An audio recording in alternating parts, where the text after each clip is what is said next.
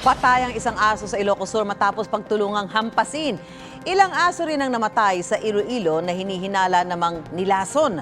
Narito ang unang balita.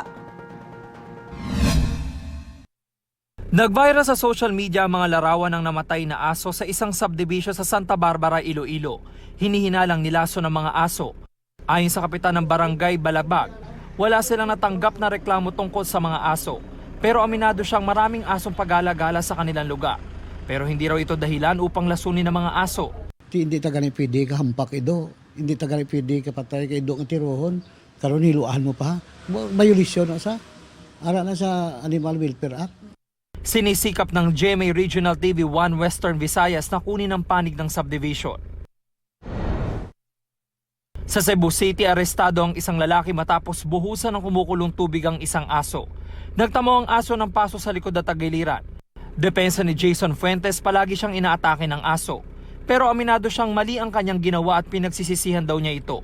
Tungod sa akong kalagot, kay kita maglagot ta mura naman tagwa sa tong kaugalingon.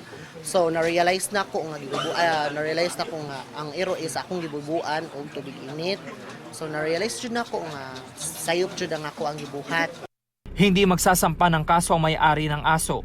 Kay first offense pa man sa tugot na nato na kuan siya kanang nahog siya entrepreneur sa katawhan. Pero ang Cebu City Police, itutuloy ang pagsasampa ng reklamong paglabag sa Animal Welfare Act. Patay ang isang aso matapos pagtulungang hampasin sa Vigan, Ilocos Sur.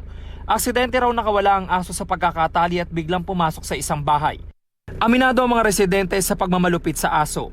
Depensa nila nakagat ng aso ang isang tuta at tila mga agat pa raw ulit kaya natakot sila para sa kaligtasan ng kanilang mga anak at apo. Yan ang unang balita. James Agustin nagbabalita para sa GMA Integrated News. Kapuso, mauna ka sa mga balita. Panoorin ang unang balita sa unang hirit at iba pang award-winning newscast sa youtube.com/GMA News. I-click lang ang subscribe button. Sa mga kapuso abroad, maaari kaming masubaybayan sa GMA Pinoy TV at www.gmanews.tv.